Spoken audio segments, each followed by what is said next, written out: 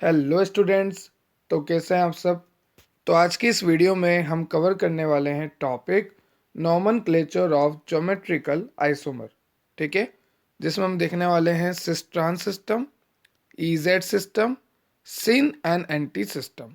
ये तीनों सिस्टम आज के इस लेक्चर में हम कवर करेंगे। इससे पहले की यूनिट नंबर 1 हमने कंप्लीट कर ली है।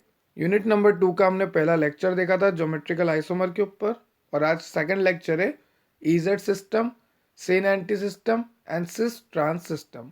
तो नॉमेनक्लेचर ध्यान से सुनना, काफ़ी इंपॉर्टेंट लेक्चर है। अगर आपको और वीडियोस देखनी है तो मैंने प्लेलिस्ट की लिंक जो है डिस्क्रिप्शन में दे रखी है, और अगर आपको नोट्स की रिक्वायरमेंट है, नोट्स डाउनलोड करने हैं, तो मैंने टेलीग्राम की या फिर वेबसाइट की लिंक भी आपको डिस्क्रिप्शन में दे रखी है, आप जाके विजिट कर सकते हैं। तो चलो शुरू करते हैं आज का टॉपिक। तो चलो बेसिक से स्टार्ट करते हैं नॉमेनक्लेचर ऑफ ज्योमेट्रिकल आइसोमर।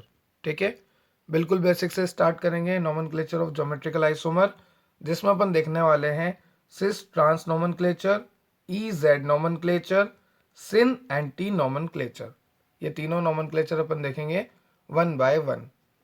तो सबसे पहला देखते हैं सिस ट्रांस नॉमेनक्लेचर। अब आप छोटी क्लासों से पढ़ते आ रहे हो, ठीक है, कि अगर सेम साइड हुआ तो सिस होता है अरेंजमेंट, और डिफरेंट साइड हुआ तो ट्रांस होता है। जैसे ये ए और ये ए की साइड है, ये बी और ये बी ए की साइड है।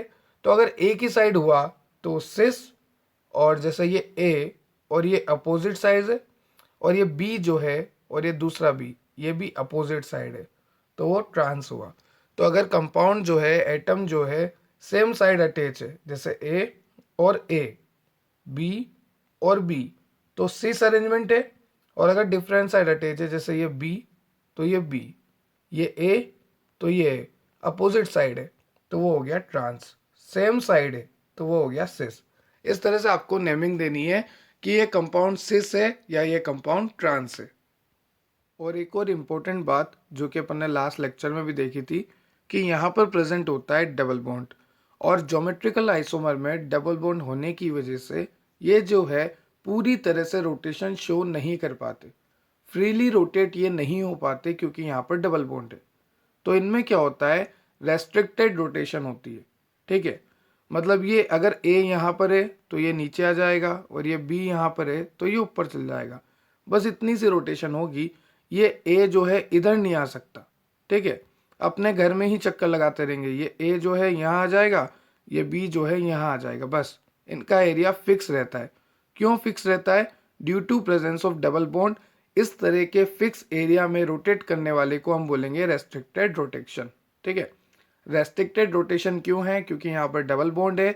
रेस्ट्रिक्टेड रोटेशन आपको समझा दी मैंने, कि अपने ही पोजीशन से रोटेट कर रहे हैं, बस बस यहाँ के यहीं। ठीक है, ये यहाँ पर नहीं आ सकता। समझ में आ गया आपको? सिस ट्रांस समझ में आ गया आपको? अब आगे चलो। Compound should have at least one double bond between carbon. देखो, एक डबल बॉन्ड तो होना ही चाहिए। ठीक है, एटलीस्ट वन सिमिलर एटम और group present between both double bonded carbon. हाँ जी, एक तो सिमिलर होना चाहिए। जैसे ये ट्रांस सिस्टम है, ठीक है, तो मेरे को कैसे पता लगा ये ट्रांस है? क्योंकि इधर भी ए है और इधर भी ए है। ठीक है, अगर यहाँ पे जैसे मान लो जेड होता और यहाँ पे वाई होता, और यहाँ पर ए होता, तो मैं इसको ट्रांस ही बोलूँगा, क्योंकि किसी भी एक को देखना रहता है हमको। ठीक है, कोई भी एक सेम होना चाहिए। जैसे ए सेम है तो ये ट्रांस है, भले यहाँ पर फिर कुछ भी हो। ठीक है, तो इस तरह से हमें नॉमेनक्लेचर देखना रहता है। समझ में आ गई आपको? सिस की डेफिनेशन लिखी हुई है, ट्रांस की लिखी हुई है। अब एग्जाम्पल है, मैं आपको बताता हूँ, क्योंकि थ्योरी तो पढ़ लेते हैं अपन, पर एग्जाम्पल सॉल्व करने के बाद ही अपने को प्रैक्टिस होती है। तो देखो, ये C S three same side तो सिस, ये C S three opposite ties तो ट्रांस। ठीक है, आगे देखते हैं। ये सी एल ये हाइड्रोजन हाइड्रोजन अपोजिट साइड है तो ट्रांस।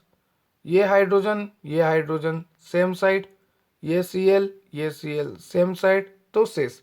किसी भी एक को देखना रहता है। जैसे मान लो अगर यहाँ पे बी आर होता, ठीक है, फिर अपन क्या कहते हैं कि यार यहाँ तो सी एल, यहाँ तो बी आर, कैसे बताएं? तो ऊपर देखो ना, यहाँ पे हाइड्रोजन दोनों एक ही तरफ है, और अगर एक ही तरफ हुए तो ये सिस हुआ। किसी भी एक को देखना है। ठीक है, जैसे मान लो यहाँ सी एल की जगह बी आर होता, ठीक, तो एक तो Br है, एक Cl है, कुछ कह ही नहीं सकते। दूसरा देखते हैं, एक हाइड्रोजन, दूसरा भी हाइड्रोजन, दोनों अपोजिट है तो ट्रांस। तो इस तरह से आपको ध्यान रखना है, कर लोगे बहुत इजी है। मैंने लास्ट लेक्चर में भी अच्छे से समझाया था कि सिस अरेंजमेंट क्या होती है, ट्रांस अरेंजमेंट क्या होती है। अब देखते हैं ई जेड नोमेनक्लेचर। ठीक है, जहां पर ई का मतलब होता है एंटीजन, जेड का मतलब होता है जुजामन, जेड का मतलब होता है टुगेदर और ई का मतलब होता है अपोजिट।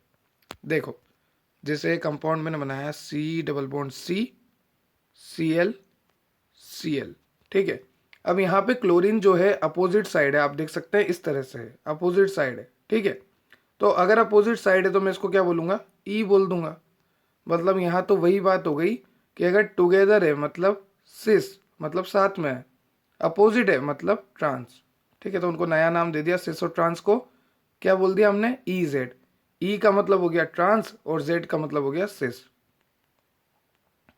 सिस का मतलब टुगेदर और अपोजिट का मतलब ट्रांस। ठीक है, तो एक एग्जांपल मैं यहाँ पे करवाता हूँ। जैसे मान लो ये सी एल यहाँ पर है, ये सी एल यहाँ पर है, तो ये अपोजिट है, अपोजिट है तो ये क्या हो गया ई।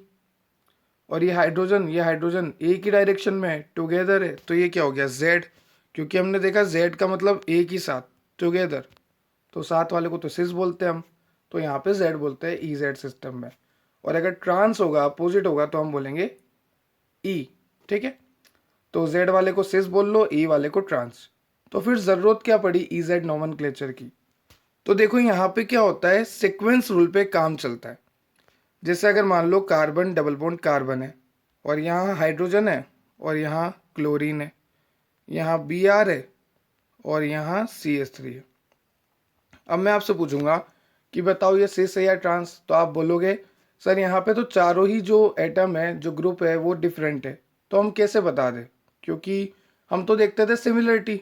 जैसे अगर यहाँ पे हाइड्रोजन था तो यहाँ पे भी हाइड्रोजन होता तो हम कहते थे ये ट्रांस है, पर यहाँ तो चारों ही साइड अलग है। तो इस तरह की कंडीशन में आपको क्या करना है, ई जेड नोमेनक्लेचर को अप्लाई करना है।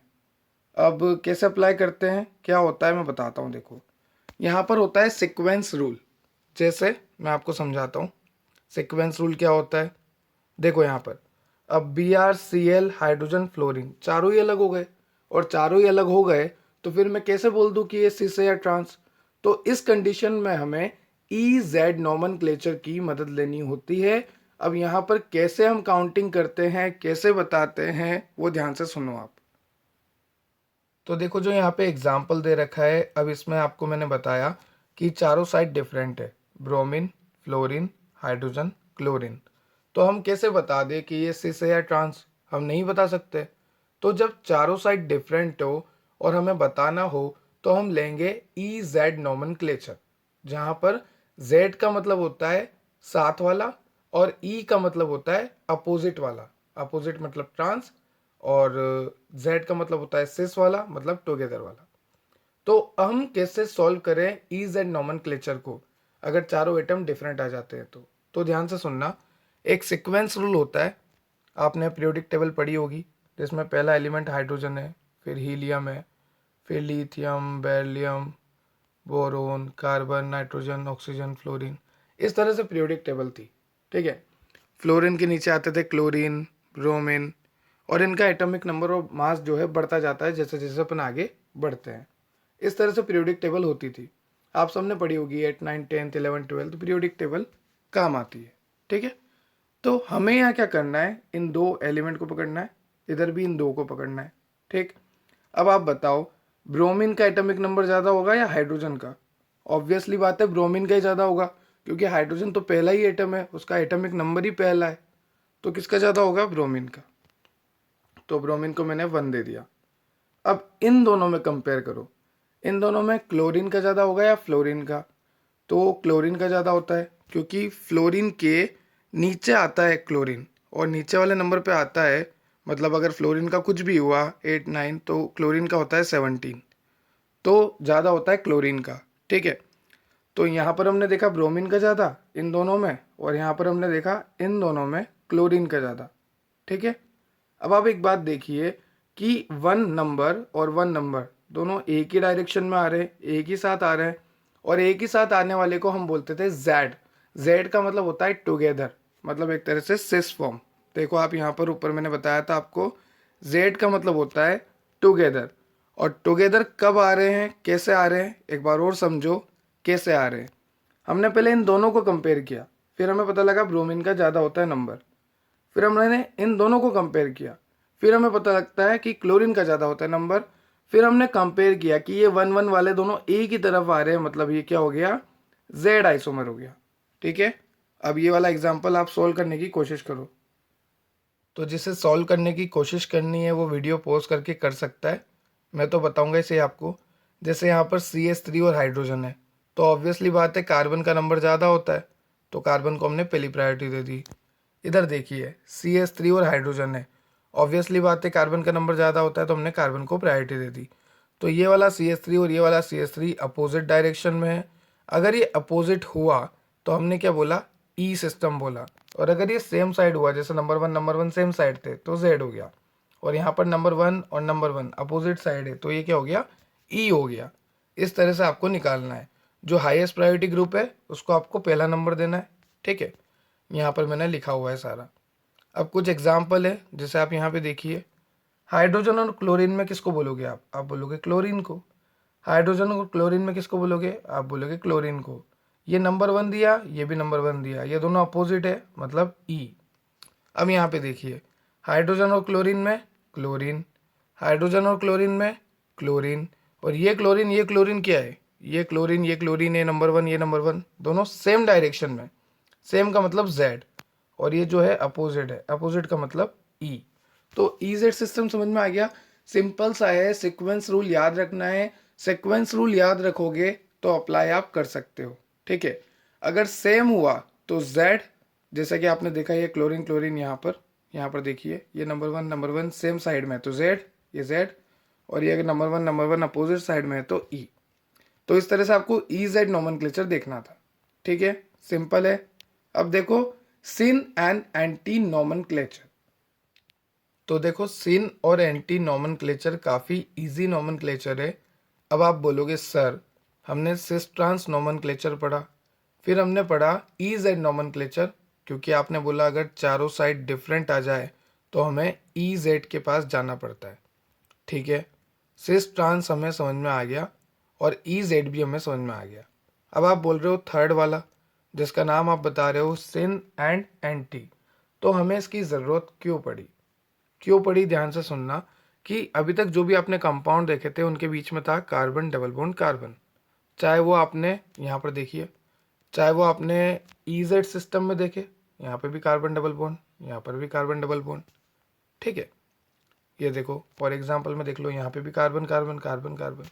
ठीक है, ये तो था ईजेड। इससे पहले अपन ने देखा सिस ट्रांस, तो वहाँ पे भी देखो हर एग्जाम्पल में carbon double bond carbon, carbon double bond carbon, carbon double bond carbon, carbon double bond carbon.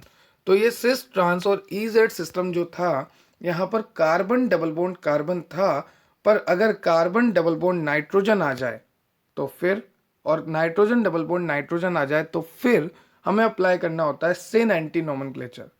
कहाँ पर सिन एंटी नोमेनक्लेचर हम अप्लाई करेंगे, अगर कार्बन डबल बॉन्ड नाइट्रोजन आ जाए या नाइट्रोजन डबल बॉन्ड नाइट्रोजन आ जाए तो हमें सिन और एंटी नोमेनक्लेचर को अप्लाई करना है। ठीक है, ये दो कंडीशन है। और यहाँ पे आप देख सकते हो कि कार्बन डबल बॉन्ड कार्बन नहीं है, इसीलिए हमें कौन सा सिस्टम अप्लाई करना है, सिन एंटी। अब यहाँ पे नाम से पता लग रहा, सिन का मतलब क्या होता है, सेम, एंटी का मतलब अपोजिट। ठीक है, और अपोजिट का मतलब क्या हो जाएगा,